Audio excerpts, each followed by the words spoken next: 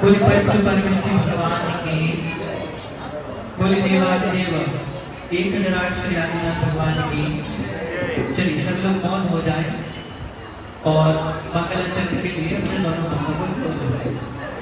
आप लोगों को थोड़ी बहुत आवाज तो आ रही है ना?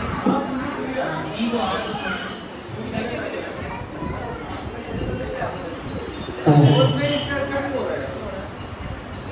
सभी लोग अपने दोनों हाथों को जोड़ लें, आंखों को बंद करके जिनेंद्र भगवान का स्मरण करेंगे।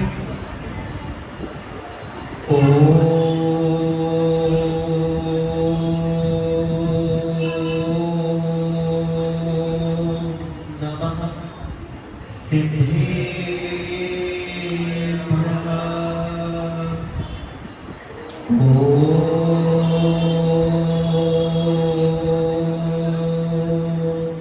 नमः सिद्धेभ्यः।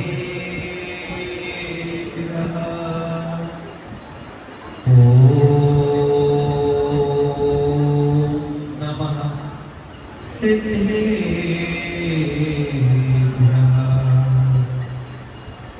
नमो अरिहन्तारं, नमो सिद्धारं, नमो वायुयारं,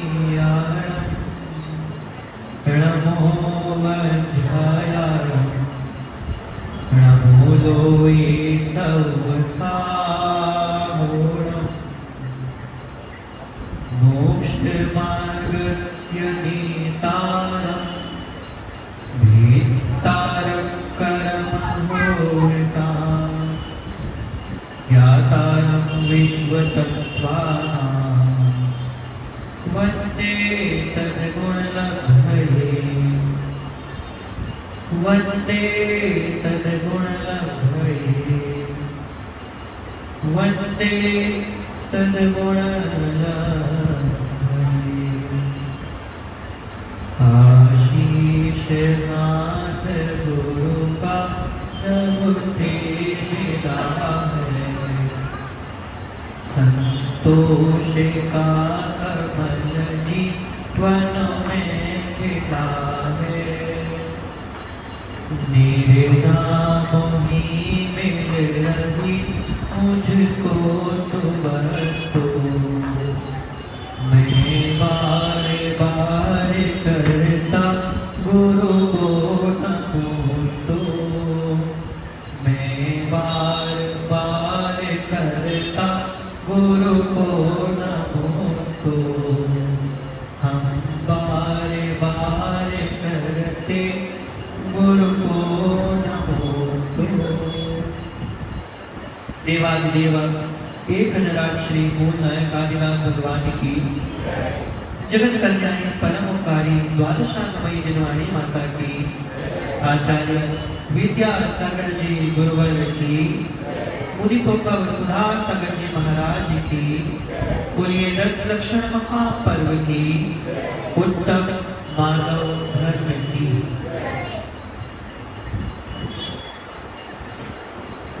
महानुभाव,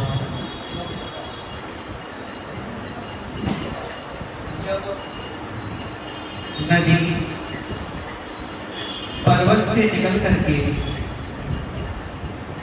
तरह तरह के कटीले रास्तों से गुजरती हुई, निरंतर प्रवाह करती हुई समुद्र से सागर से मिलती है, तो वो छोटी सी नदी भी समुद्र का सागर का विशाल रूप ले लेती है। अगर वह नदी पर्वत से नहीं निकले तो वहीं पर कुंड बन करके रह जाए, पर्वत से अगर निकल भी जाए और कहीं बीच में रुक जाए तो तालाब नहर झील बन करके रह जाए। अगर उस छोटी सी नदी को पर्वत से निकल करके विशाल सागर बनना है तो उसको पर्वत से निकल करके निरंतर प्रवाह करते हुए सही दिशा में बढ़ते हुए सागर तक पहुंचना पड़ेगा। आज 10 लक्षण महापर्व का, जो कि हम सभी जैनियों का ही नहीं अपितु पूरी जीव समाज का, मानव समाज का सबसे बड़ा पर्व है। ये पर्व मात्र जैनियों का नहीं है, ये पर्व मात्र हमारा नहीं है, ये पर्व हर उस जीव चेतना का है जो अपने छोटे से स्वरूप को बड़ा विशाल बनाना चाहता है। दशदक्षिण महापर्व में आज हम दूसरे मानव धर्म को समझेंगे। अभी हमने दृष्टांत में जाना कि नदी सागर से निकलती है, नदी पर्वत से निकलती है, सही दिशा में बहती है, कटीले पथरीले रास्तों पर निरंतर प्रवाह करते हुए उस विशाल काय पयोधी जलधि समुद्र में जाकर के मिलकर के छोटी सी नदी बड़ी बन जाती है। हम भी उसी यात्रा में अभी हमारी यह चेतना का, आत्मा का, यह हम सभी का छोटा सा स्वरूप है। प्रतिदिन हम लोग मंदिर आते हैं, शास्त्र स्वाध्याय करते हैं, भक्ति करते हैं। इसका यही उद्देश्य है कि हम भी उस नदी के छोटे स्वरूप की तरह धीरे धीरे धीरे धीरे धीरे बढ़ते बढ़ते विशाल सागर बने, सिद्ध प्रभु परमात्मा के जैसे बने। अगर नदी को बड़ा बनना है तो उसको ऊंचे पर्वत से नीचे उतरना पड़ेगा। अगर आत्मा को बड़ा बनना है तो अभिमान से, ऊंचाई से नीचे उतरना पड़ेगा। अगर हम अपने अभिमान से, ऊंचाई से, मद से नीचे नहीं उतरेंगे तो निश्चित ही हम छोटे रह जाएंगे, कुंड बन करके रह जाएंगे। अगर हमने मान का त्याग कर भी दिया, ऊपर से नीचे उतर भी गए, लेकिन निरंतर प्रवाहमान नहीं रहे, हमारी गति में वो कंसिस्टेंसी नहीं रही, तो हम एक छोटे से तालाब या झील की तरह रह करके रह जाएंगे। इसलिए पहले तो अभिमान के पर्वत से नीचे उतरना पड़ेगा, नीचे उतर के निरंतर हमको चलना पड़ेगा। अगर हम चलने भी लगे, सही दिशा में नहीं गए तो यहाँ वहां जाकर के मिट जाएंगे, हमारा अस्तित्व खत्म हो जाएगा। अगर सागर बनना है तो सही दिशा में, समुद्र की दिशा में जाना पड़ेगा। उसी तरह हम अभिमान को त्याग करके उस अभिमान के बड़प्पन के, मद के पर्वत से नीचे उतर गए। हम निरंतर चल भी रहे हैं, धार्मिक क्रियाएं भी कर रहे हैं, लेकिन अगर हमारी दिशा सही नहीं है तो हम चलते चलते पथ भ्रमित हो जाएंगे और एक दिन भटक करके अपने अस्तित्व को खो बैठेंगे। इसलिए सही दिशा में चलना भी बहुत जरूरी है। बहुत से लोग चलते हैं, निरंतर प्रगतिशील रहते हैं, लेकिन अपने मंजिल तक नहीं पहुंच पाते। क्यों? उनका लक्ष्य नहीं है, एम नहीं है और उनकी दिशा सही दशा में नहीं है, उनकी दशा सही दिशा में नहीं है। महानुभाव, आज का धर्म माधव का धर्म है। माधव का कोमलता होता है, बहुत ही सम्मान के परिणामों का होना माधव गुण कहलाता है। अपने हृदय में दूसरे के गुणों को देख करके प्रशंसता का भाव आ जाना कि देखो कितना अच्छा इंसान है, कितने अच्छे कार्य करता है, ये भाव आना माधव है। ये धर्म मात्र जैनों का थोड़ी ना है। बाहर अगर मेरी आवाज मेरे भाई बंधु सुन रहे हो तो वो भी इस धर्म को सीखे कि किस तरह से हम एक दूसरे का सम्मान करें। अगर ये जैन धर्म का दूसरा सिद्धांत उत्तम मानव धर्म का लक्षण हम लोगों के जीवन में आ गया तो हमारी आधी लड़ाइयाँ, आधी विकृतियाँ, आधी दुनिया यूं ही समाप्त हो जाएगी। समाज के कल्याण के लिए, राष्ट्र के कल्याण के लिए, देश के कल्याण के लिए और आपसी धार्मिक व्यवहार के लिए जैन धर्म के दूसरे सिद्धांत को हमें अपनाना पड़ेगा। एक दूसरे के प्रति सम्मान का भाव रखना पड़ेगा। महानुभाव, अगर एक दूसरे के प्रति सम्मान का भाव नहीं होगा तो कैसे हम अपने अस्तित्व को जीवित रख पाएंगे। कोमलता, विनम्रता, पोलाइटनेस, एक दूसरे के प्रति सम्मान के भाव, ये भाव जिस दिन हमारे पास आ जाएंगे वो मार्गव धर्म हमारे जीवन में आ जाएगा। हम सभी एक दूसरे का सम्मान करते हैं, परिणाम भी हमारे बहुत कोमल है, कठोर परिणाम नहीं है हमारे। अगर कोई दुखी होता है, अगर हम रास्ते से चल रहे हैं, कोई श्वान, कुत्ता, चींटी, चिड़िया, कबूतर, सर्प, गिलहरी या कोई भी जीव मरा हुआ, तड़पता हुआ हमें दिखता है तो हमारी चेतना में वेदना जागृत हो जाती है और हमारे परिणाम बहुत कोमल सरल होकर के उसके दुख का अनुभव करने लगते हैं। तो कोमलता है हमारे भाव। पीछे प्रवचन सभा चल रही है, दो प्रवचन चल रहे हैं, एक भैया जी दे रहे हैं और एक देवी जी दे रही हैं। उनकी बात भी जरूरी है, वो समझ रही है कि किस तरह से हम अपने जीवन में मार्ग को लाएं। वो सोच रही है कि अगर ये धर्म हमारे पतिदेव में आ जाए तो हमारा बहुत काम बन जाए। वो अगर हमारा सम्मान करने लगे, वो अगर विनम्र हो जाए, थोड़े से हमारे सामने झुकने लगे तो बहुत काम बन जाए। बहु सोच रही है हमारी सासू माँ को सिखा दो ये धर्म, थोड़ी सी झुकने लगे हमारे आगे, अपनी अलग अकड़ में रहती है, अलग ही प्रवचन चलता है। यही तो धर्म है भक्तभाव। तो ये धर्म अभी तक हमारे पास क्यों नहीं आ पाया? हमारे अंदर को कोमलता के परिणाम क्यों नहीं आ रहे हैं? क्यों हम हमेशा बड़प्पन के भाव रखते हैं? तो इसका एक ही कारण है, मान कषाय। जब तक हमारी आत्मा में, हमारे जीवन में बड़प्पन रहेगा, मान कषाय रहेगी, वो विनम्रता के, सम्मान के भाव हमारे पास नहीं आ पाए। ये मान क्या है? अभिमान क्या है? घमंड क्या है? मैं कुछ हूँ, ध्यान से सुनना मान भाव, मैं कुछ हूँ, ये भाव आ जाना ही बड़प्पन की निशानी है। और ये बड़प्पन की निशानी धीरे धीरे मान में परिवर्तित हो जाती है। एक बार आचार्य गुरुवंश से कि आचार्य श्री, इस सृष्टि में सबसे बड़ी चीज क्या है? सबसे बड़ी चीज क्या है? तो बोले अहम। अरे सबसे बड़ी चीज अहम है, ठीक है, तो फिर इस सृष्टि में सबसे निकृष्ट चीज क्या है? सबसे छोटी चीज क्या है? सबसे बुरी चीज क्या है? तो बोले अहम। हम बोले काय आचार्य श्री, काय कंफ्यूज करते रहते हो?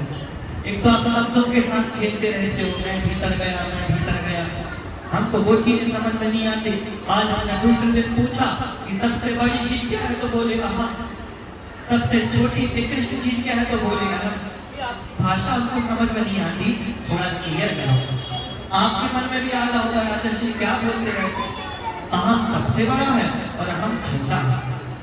आचार्य श्री बोले अगर मन में भाव रहे कि मैं हूँ, तो ये सबसे बड़े भाव हैं। और विको खल शुद्धो संहार वैयो सदा लोभी रवि अति वज्र किच भी अर्णव परमार वित्तम्पी। अगर ये भाव रहे कि मैं हूँ, तो ये सबसे बड़े भाव हैं। और अगर इस मैं के साथ कुछ विशेषण जुड़ जाए, मैं कुछ हूँ, तो वो सबसे निकृष्ट हो जाती है। मैं अमीर हूँ, मैं पैसे वाला हूँ, मैं बहुत बुद्धिमान हूँ, मैं बहुत सुंदर हूँ, मैं गरीब हूँ, मेरे पास कुछ नहीं है, मैं ऐसा हूँ, मैं अपने समाज का अध्यक्ष हूँ, मैं मंत्री हूँ, मैं यहाँ का नेता हूँ, मेरे पास बहुत शक्ति है, मैं 5 उपवास कर लेता हूँ, प्रतिदिन मंदिर आता हूँ। अगर मैं के साथ कुछ भी विशेषण जुड़ता है तो वो अहम का रूप, घमंड का रूप लेता है और निकृष्ट हो जाता है। और अगर न्यायक स्वभाव आ जाए कि मैं हूँ, इस त्रिलोक संसार में मैं बस हूँ, तो ये उत्तम माधव का रूप लेता है। हम और हमारे एक मित्र एक जगह भोजन करने के लिए गए। आप लोगों के यहाँ भी जाते हैं। परसों हम एमपी वालों के यहाँ गए थे, फिर राजस्थान वालों के यहाँ गए, आज महाराष्ट्र वालों के यहाँ जाए। हमें लगता है कि पलावा में हम आधा भ्रमण भारत तो कर ही लेंगे, 3 राज्य तो हमारे हो गए। कल कोई गुजरात वाला हो, कर्नाटक वाला हो तो और भेज देना, 4-5 राज्य हमारे हो जाएंगे। ऐसे ही हाँ एक जगह भोजन करने के लिए गए, उदाहरण को उदाहरण की तरह समझना, किस तरह से हम अभिमानी हो जाते हैं, किस तरह से हम एक दूसरे के प्रति क्लिष्टता के भाव रखते हैं, विद्वेष के भाव रखते हैं।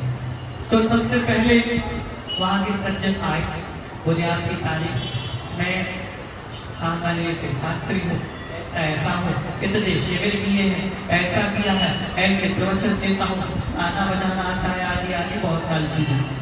अच्छा वो दूसरे भैया जी आए हैं, अरे वो तो गधे हैं, गधे, उनको कुछ नहीं आता, एक साल में और उसमें भी बड़े बन जाते हैं।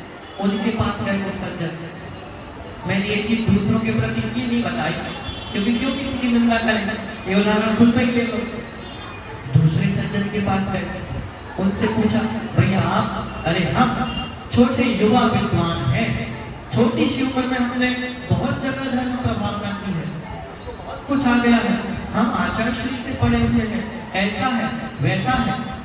अच्छा दूसरे भैया जी, अरे वो तो घोड़े हैं, घोड़े एक जगह बंधे रहते हैं, कुछ नहीं। जैसे भोजन के लिए गए तो भोजन में उन्होंने हमारे सामने चने रख दिए और भैया जी के सामने रख दी घास। हम नाराज हो गए, ये क्या, हम कोई गधे घोड़े हैं क्या जो आप हमें घास और चने खिला रहे हो? बोले भैया जी क्षमा करना, एक दूसरे से आपका परिचय दिया था, तो एक ने बोला ये गधे हैं, एक ने बोला ये घोड़े हैं, तो हमने आपके सामने चने रख, उनके सामने रख दी घास, तो खा लो। ये ज्ञान के परंपरा का सबसे निकृष्ट उदाहरण है। आज जितनी विद्वेषी परिणामियों में विद्वेषता का भाव नहीं होता है, उतनी अपने लोगों में, समान जाति के लोगों में जलनता, जेलसी का भाव होता है। अगर वो किसी और कार्य क्षेत्र में है, मैं किसी और कार्य क्षेत्र में है, तो हो सकता है कि हम एक दूसरे से नहीं जले, एक ही जगह है तो हम एक दूसरे की तरक्की से, गुणों से जलते हैं। ये बहुत गलत है। घमंड हमको छोड़ना है, यही घमंड हमको त्यागना है और इसी अभिमान को हमें छोड़ना है। इन्होंने अभी घमंड को त्याग दिया कि भैया जी बैठे, हम कैसे भैया जी के बराबर बैठे, हम तो खड़े हो जाएंगे। तो ये घमंड हमको त्यागना है।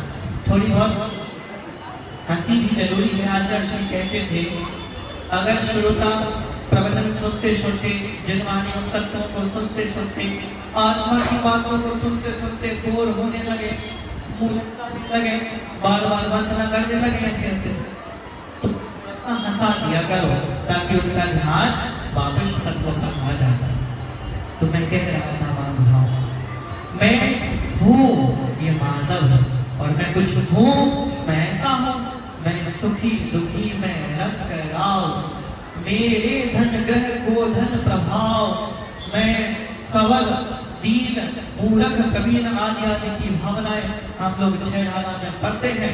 तो मैं सुखी हूँ, मैं दुखी हूँ, मैं गरीब हूँ, मैं अमीर हूँ, मैं छोटा हूँ, मैं बड़ा हूँ, मेरे घर में इतना पैसा है, मेरे पापा ये करते हैं, मैं सुंदर हूँ, मैं बलशाली हूँ, मैं बदसूरत हूँ, मैं कमजोर हूँ, आदि आदि के भाव आना ही हमें मानव से दूर करता है। आज के दिन हमको क्या सीखना है? आज के दिन हमको सीखना है कि जो 8 प्रकार का पद होता है उसके द्वारा किसी की निंदा नहीं करना, उसके द्वारा किसी को नीचा नहीं दिखाना। अगर कोई हमसे गुणों में छोटा है तो कोशिश करो उसको अपने समान बनाए, समान नहीं बना सकते तो उसको नीचा नहीं दिखाना। आचार्य समंत भद्र महाराज श्रावक आचार्य जी में कहते हैं, बच्चों को तो याद ही है 150 श्लोक, कुछ को और भी हम कहते हैं कि 10 श्लोक याद है।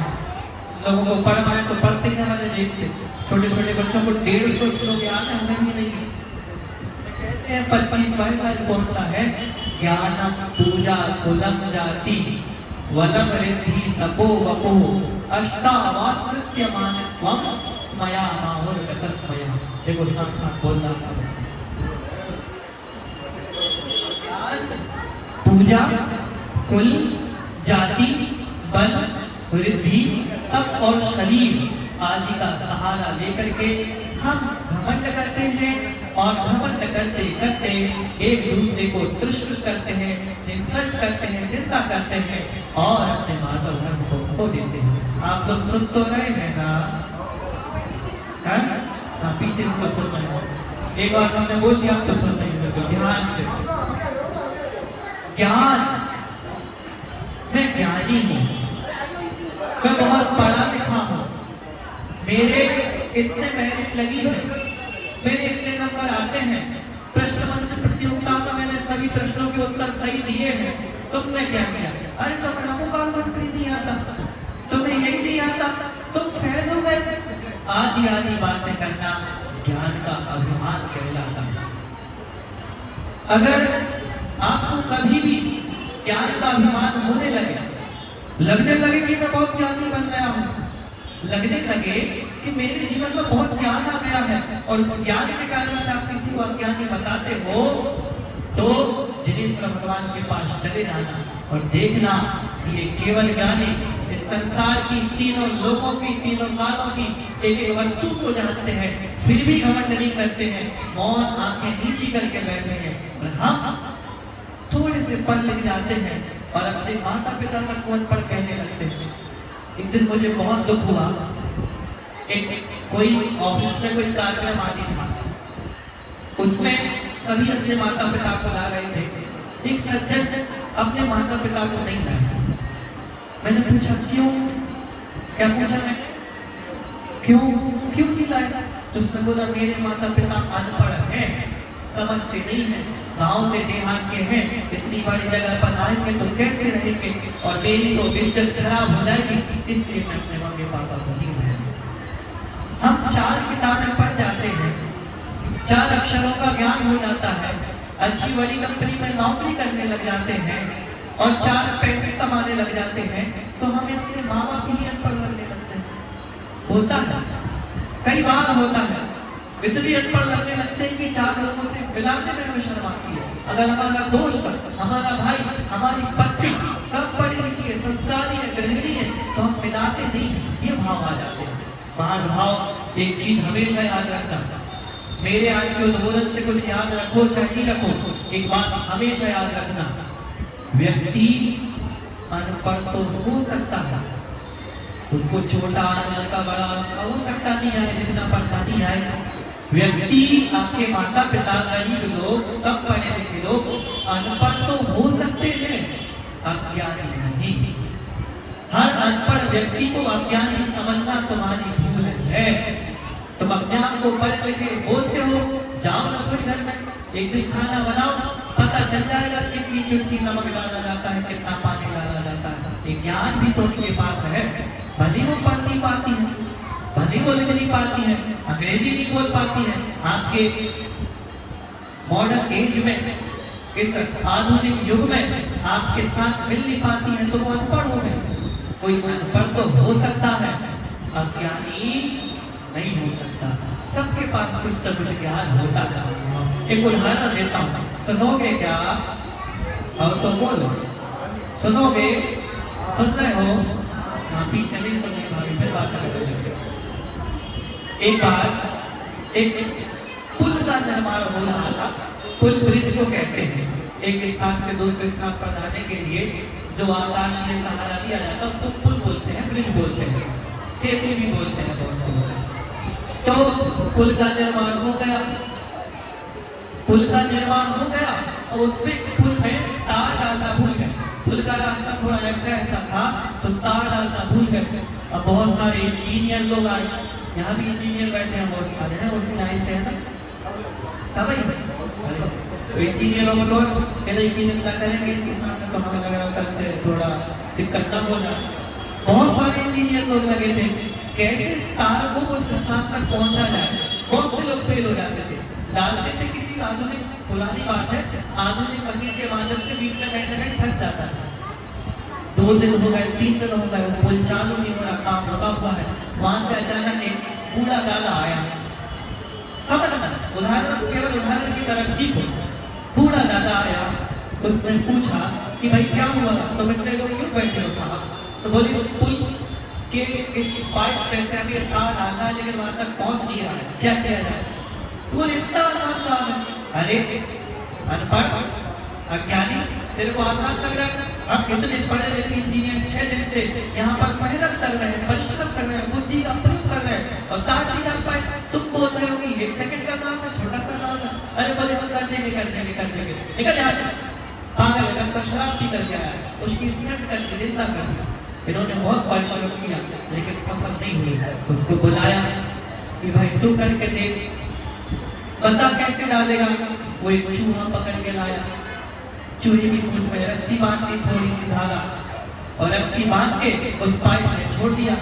चूहा चलते चलते चलते चलते उस पार निकल गया, वो धागा पकड़ लिया, धागे में मोटी रस्सी बांधी, धीरे धीरे खींचा, रस्सी आ गई, रस्सी में तार बांधा, खींचा, धार आ गया।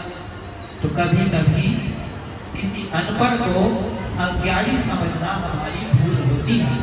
आपके कम पढ़े लिखे माता पिता को अनपढ़ कहना हमारी भूल होती है। इसीलिए किसी को अनपढ़ को अज्ञानी मत समझो। हाँ, कम पढ़ा लिखा है, कम नौकरी करता है, कम पैसे कमाता है, ज्ञान कम है, अंग्रेजी बोलना नहीं आता, कोई बात नहीं, लेकिन वो अज्ञानी नहीं हो सकता। अनपढ़ और अज्ञानी मिलकर समझ करके अपने ज्ञान का घमंड मत करना और अपने ज्ञान का उपयोग दूसरे की ज्ञान की वृद्धि में करना।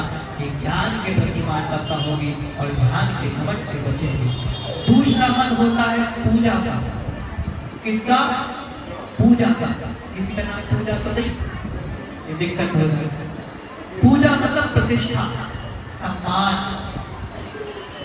आता हूँ ना, लोग खड़े हो जाते हैं, अगर मैं खड़ा हो जाऊं तो लोग बैठते नहीं हैं।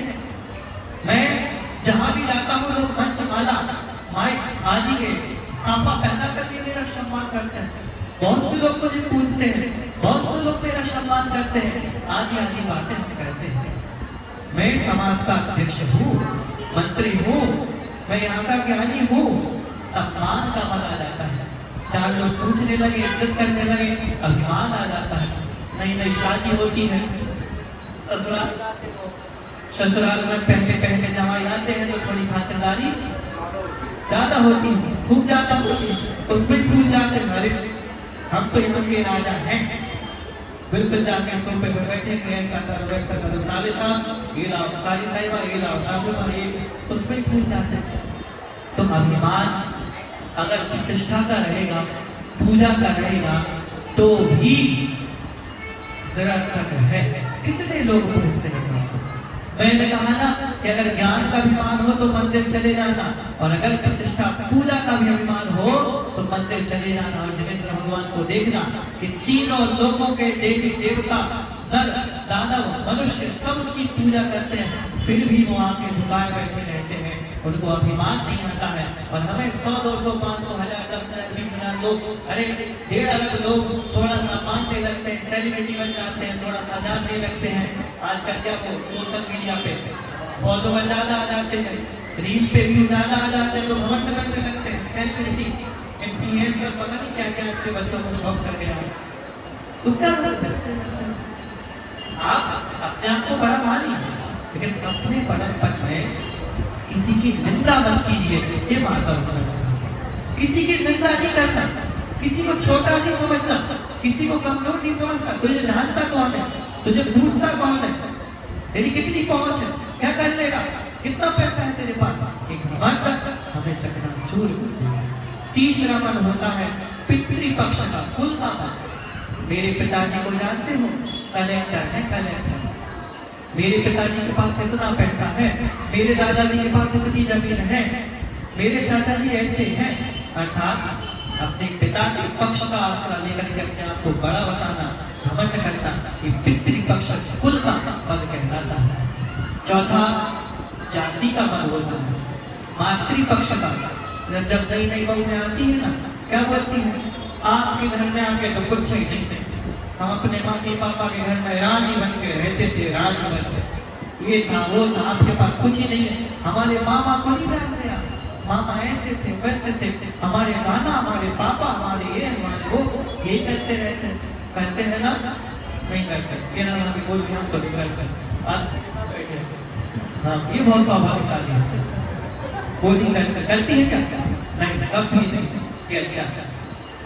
तो अगर हम अपने माता पक्ष का सहारा लेकर के किसी की निंदा करते हैं, अभिमान करते हैं, तो वो कौन सा मन कहलाता है? जाति का मन कहलाता है, मातृपक्ष का मन कहलाता है। फिर मन आता है पांचवा बल का, अपने आप को बलशाली मानता है। हम जैसे दुबले पतले कमजोर आदमी अगर सामने आ जाए और कोई हट्टा कट्टा आ जाए तो बोलता है कि हाथ पैर में दम नहीं और हम किसी से कम नहीं। आधी बातें बोलते, अरे हवा चल रही इनको पकड़ो नहीं तो उड़ जाएगी।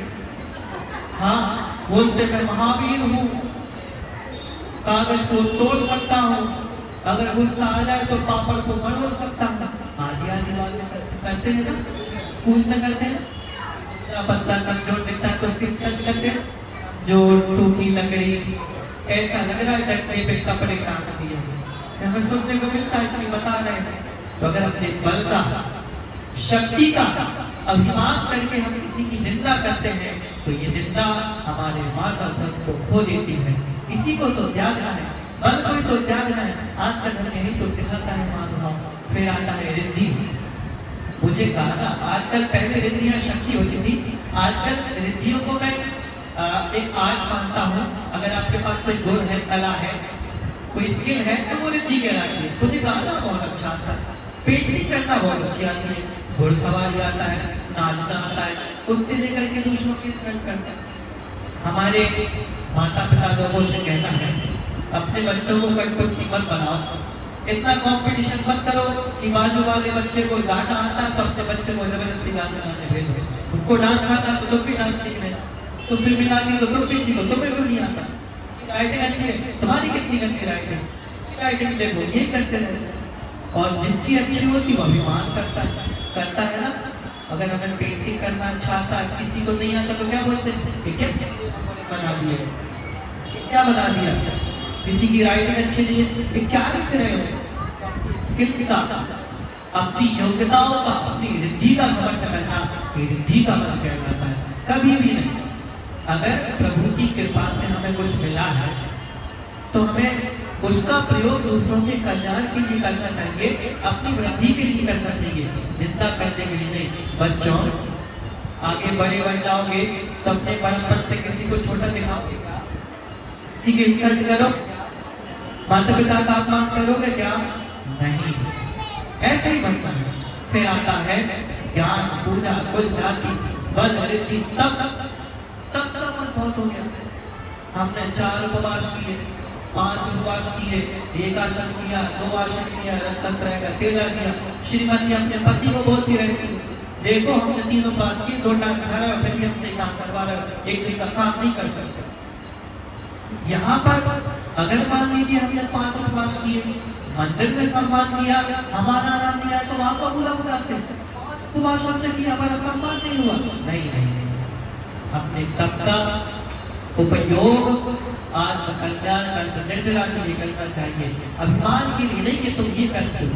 बहुत से लोग 10 उपवास करके बोलते कि मैंने ऐसा किया, तप का मद नहीं करता है कभी भी।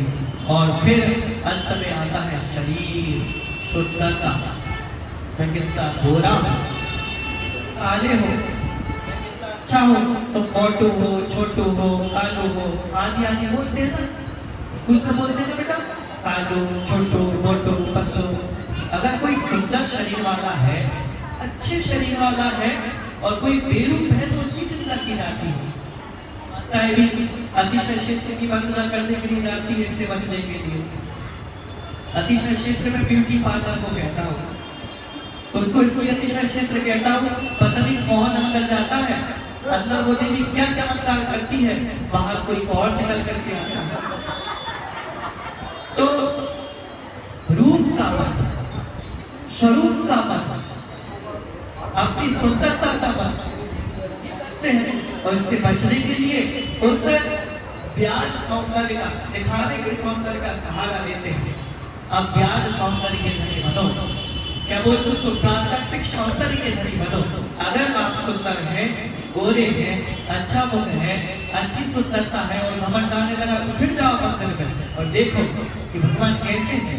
3 लोक की सुंदरता यदि मूर्तिमान बन कर आवे, तन्हा मंडल की छवि रख कर तब सन्मुख सन्मान।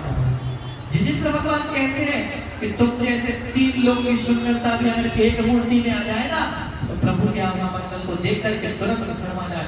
ऐसी सुंदर तेरी प्रतिमा इतनी सुंदर, तू कितना सुंदर होगा। जिनेंद्र भगवान के उपासक होके हम अपनी सुंदरता का गुणगान करें, चलो करो, मना नहीं करता, लेकिन उस सुंदरता से किसी की इंसल्ट करे, उसको तिरस्कृत करे, अपमान करे, ये हमें नहीं करना चाहिए। इस तरह से ज्ञान, पूजा, कुल, जाति, बल, रिद्धि, तप और शरीर का मत होता है, इनका आश्रय लेकर के कभी भी बंद नहीं करना चाहिए। और हमेशा निरंतर गुणी जनों को देख हृदय में मेरे प्रेम उमड़ आए के भाव रहना चाहिए। हम लोग प्रतिदिन अभिषेक करते आते हैं, स्वाध्याय करते हैं, पूजन करते हैं, इसमें भी विनय का होना बहुत जरूरी है। जैसे जब जिनेंद्र भगवान का अभिषेक करो तो ध्यान रहे हाथ धोते समय जो पानी की बूंदें टपकती है ना उसको अच्छे से पोंछ लो। थोड़ी चीजें भी बताई जाता है। कई बार मैंने आज देखा एक सज्जन अभिषेक कर रहे थे, तुरंत हाथ धो करके आए थे, उनके हाथ से बूंद टपक करके सीधी जिनेंद्र भगवान के मस्तक पर गई। हाथों की गंदगी जिनेंद्र भगवान के मस्तक पर जा रही है, अभिनय का दोष लगता है, ऐसा नहीं करता। कभी भी अशुद्ध वस्त्र में गंदे हाथों से जिनेंद्र भगवान का अभिषेक पूजन नहीं करना, बिना अभिषेक पूजन के। लेकिन अशुद्ध वस्त्र में अशुद्धि के समय जिनेंद्र भगवान के चरणों का स्पर्श आदि नहीं करना। ये अभिनय से हम लोगों को बचना है। जिनवानी जब यहाँ पर विराजमान हो, पुनः हम यहाँ से उच्च स्थान पर विराजमान करें, लोग खड़े हो जाए। कभी भी देव शास्त्र गुरु के आगे पैर फैला करके नहीं बैठना है, पैर फोल्ड करके नहीं बैठना। तो साइड में आप बैठ सकते हैं, लेकिन सीधे भगवान की प्रतिमा के सामने, सीधे गुरु महाराज के सामने, सीधी जिनवानी के सामने अगर आप पैर फोल्ड करके बैठते हैं, बहुत दोष लगता है। अभिनय होती है जिनवानी की। हम लोग पूजन करते हैं प्रतिदिन, सुनो माता, ये तो करते नहीं ज्यादा, यहाँ तो करते हैं, दूसरे मंदिर वाले नहीं करते, इतनी बात और नहीं कहेंगे। आप लोग पूजन करती हैं, जिनवानी लेती हैं, पूजन करके आपको इतनी जल्दी होती है कि जिनवानी को ऐसे किया और ऐसे रख दिया, टेढ़ा आड़ा पेट फट रहा है, उसमें चावल है, गीली हो रही है, कितना फौरन जिनवानी का करते हैं। अगर हृदय हमारा सीखनी है तो पूजन करने के बाद 2 सेकंड का 20 सेकंड का समय निकाल करके उसमें देखिए कोई चावल तो नहीं रह गए, उसको अच्छे से यथास्थान पर आराम कर दो। अभी देख करके आया मैं, फोल्डर है, फोल्डर के ऊपर छोटी जिनवानी है, बड़ी जिनवानी है, उसके ऊपर वो और फोल्डर रखे, फिर पलास्मा रखा, फिर माला रखी है, ये हालत बना के रखी। कैसे हम जिनवानी की विनय करेंगे? नहीं, ये चीज नहीं करती है। दूसरी चीज हमें क्या सीखनी है, विशेष करके पुरुष वर्गों के लिए, कभी भी किसी भी धर्म की, किसी भी साधु की निंदा नहीं करता। आपको पसंद नहीं आ रही चलिए, आपको पसंद नहीं आ रही थी या कोई बात नहीं, वहां जाओ, हाथ जोड़ के वापस चलाओ। अपने मुख में कभी भी दिगंबर साधु और किसी धर्म की, किसी पंथ की क्रिया की निंदा मत करता, कभी भी नहीं, छेड़ता नहीं। हम मंदिर में जाते हैं, यहाँ ऐसा होता है, ये ऐसे करते हैं, ये महाराज जी ऐसे, माता जी ऐसे, पंडित जी ऐसे। नहीं नहीं नहीं, आपको पसंद नहीं आता, कोई बात नहीं, हाथ जोड़ के दूर हो जाओ, लेकिन अपने मुख से कभी भी किसी भी धर्म की, किसी भी साधु की, किसी भी क्रिया और पंथ की निंदा नहीं करना चाहिए। बहुत बड़ा दोष लगता है। उदाहरण आपको दो, आपने साधु को देखा, समझ लो विषय थोड़ा अलग ले रहा, साधु को देखा चर्या में थोड़ी सी गड़बड़ थी, आपने धारणा बना ली कि ऐसे ही है। अब आप जिंदगी भर उनकी बुराई करते हो, कल के दिन उनका स्थितिकरण हो जाए, उन्होंने अपनी चर्या को सुधार लिया हो और अच्छे आचरण का पालन करने लगे हो, और फिर जाकर के आप उनकी निंदा करते हो, कितना बड़ा दोष लगेगा। इसलिए कभी भी किसी भी साधु की, धर्म की, पंथ की निंदा नहीं करना। हाँ, ये कर सकते हो कि अपना छोड़ना नहीं और किसी का छेड़ना नहीं। मंदिर में जाते हैं अपने भावों को शांत करने के लिए, और किसके वजह जाते हैं, ऐसे स्थापना नहीं करते, अरे ऐसे चावल नहीं चढ़ाते, अरे फूल फल नहीं चढ़ाते, अरे ये कचौड़ी पकौड़ी नहीं चढ़ाते, लग जाते हैं। क्या करना, जो व्यक्ति जिस तरह से जिनेंद्र भगवान की आराधना कर रहा है, करते हो ना, हमें क्या दिक्कत है। वो अपनी तरह से पूजन कर रहा है, उसकी पूजन की क्रिया में विरोध मत बनो, निंदा मत करो। आज हमारे समाज में बहुत जरूरत है इसको कि हम इसकी निंदा नहीं करें।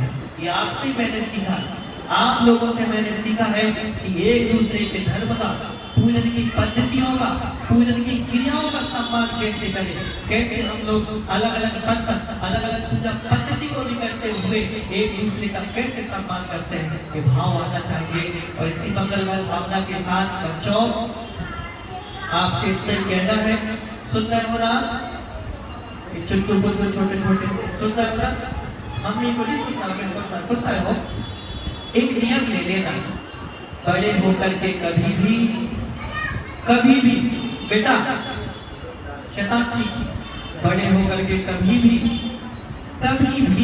अपने माता पिता गुरुजनों का अपमान नहीं करेंगे, उनको हम निकालेंगे नहीं, उनको हम छोटी सुविधाएं नहीं देंगे। पहले होता था जैसी गुड़िया होती थी बेचारी बेचारी, उसको कोने वाला खाट दे देते थे, बेचारी बैठी रहती थी, कोई बात नहीं करता था। हम कभी भी अपने माता पिता को ऐसा नहीं करेंगे। दूसरी चीज, कोई भी बड़ा कदम मम्मी पापा की आज्ञा के बिना नहीं उठाएंगे। करोगे ना शादी करके, ऐसा नहीं मम्मी पापा की आज्ञा के बिना, कोई और काम करना है मम्मी पापा की आज्ञा के बिना नहीं करोगे ना ऐसा। हाँ, बच्चे बहुत समझदार हैं, आगे चल करके हम इतने बड़े हो जाए, खूब पैसे कमाओ, खूब तरक्की करो, खूब आशीर्वाद है मेरा, लेकिन उस तरक्की से किसी को छोटा नहीं बनाएंगे, किसी की इंसल्ट नहीं करेंगे, किसी की निंदा नहीं करेंगे, किसी की बुराई नहीं करेंगे, अपने माता पिता का अपमान नहीं करेंगे। यही मेरी भावना है। और अंत में समय हो रहा है, यही कहना चाहूंगा कि हे भगवान, यदि आज तक मैंने अपने ज्ञान को बड़ा मान करके, सम्मान को बड़ा मान करके, पिता के पक्ष माता पक्ष का आश्रय लेकर के रिद्धि से, तप से, शरीर से या बल से किसी की निंदा की हो, किसी को छोटा बनाया हो, किसी को छोटा समझा हो, भूल से किसी को ऐसे शब्द कह दिए हो जिससे उसको बुरा लगा हो, तो मुझे क्षमा करना। मैं सभी जीवों से क्षमा मांगता हूँ कि मैंने गुस्से में आकर के तुमसे गलत शब्द कह दिए। कभी मत कहना महानुभाव, हम गुस्से में, अभिमान में उससे वो शब्द तो कह जाते हैं, लेकिन उससे, उन शब्दों के प्रभाव से उसका जीवन अस्त व्यस्त हो जाता है। मैं कोटा में 2 महीने रहा, कोटा में 2 महीने रहा, सुनो, कोटा में 2 महीने रहा, वहाँ एक कॉलेज की घटना सुनी। एक प्रोफेसर ने एक विद्यार्थी की इतनी इंसल्ट कर दी उस लेक्चर में, क्लास में, कि उसने सुसाइड कर लिया। सुनते मैं बहुत घबराया। कभी भी गुस्से में, अभिमान में ऐसे शब्द किसी को मत कह देना कि उसका जीवन अस्त व्यस्त हो जाए।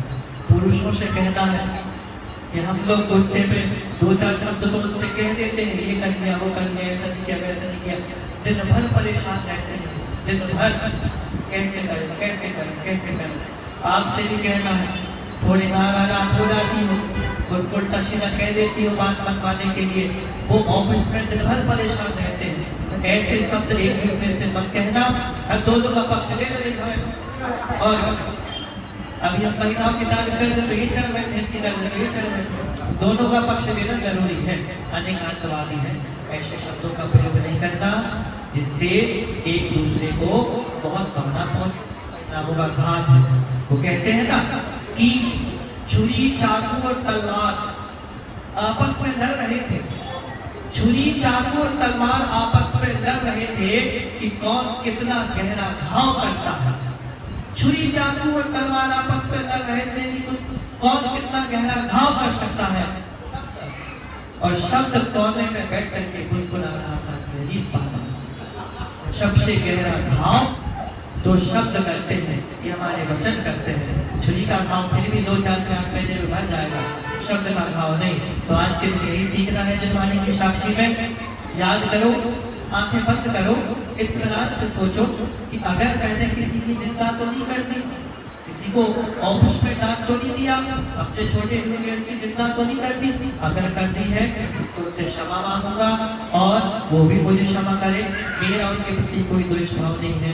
इसी मंगल भावना के साथ हे भगवान हमारा कल्याण हो, हम भी आपके जैसे बने, हमें भी आपके पद की प्राप्ति हो, हम भी मोक्ष को जाए और सबका सम्मान करें, सबका आदर करें, सबकी विनय करें, एक दूसरे के भावों का सम्मान करें, अधिकांतवाद को समझे। बोलिए उत्तम माधव धर्म की, बोलिए दशदक्षिण महापर्व की। चलिए उत्तम माधव की जाप कर लेते हैं भगवान। ओम उत्तम माधव धर्मांगाय नमः। ओम उत्तम माधव धर्मांगाय नमः। ओम उत्तम माधव धर्मांगाय नमः। ओम उत्तम माधव धर्मांगाय नमः। ओम उत्तम माधव धर्मांगाय नमः। ओम उत्तम माधव धर्मांगाय नमः। ओम उत्तम माधव धर्मांगाय नमः। ओम उत्तम माधव धर्मांगाय नमः। ओम उत्तम माधव धर्मांगाय नमः। एक चीज और, कल पहले अध्याय का वाचन उस बच्चे ने किया था, आज दूसरे अध्याय के वाचन के लिए आपने जिम्मेदारी दी थी कि देखो सुबह समय नहीं था तो वाचन नहीं हो पाया, अगर की तैयारी तो वाचन कर देना जन्मानुष्ठी के बाद, ताकि वो रूटीन अपना चलता रहे, 10 अध्याय का वाचन हो जाए। चलिए जन्मानुष्ठी करेंगे।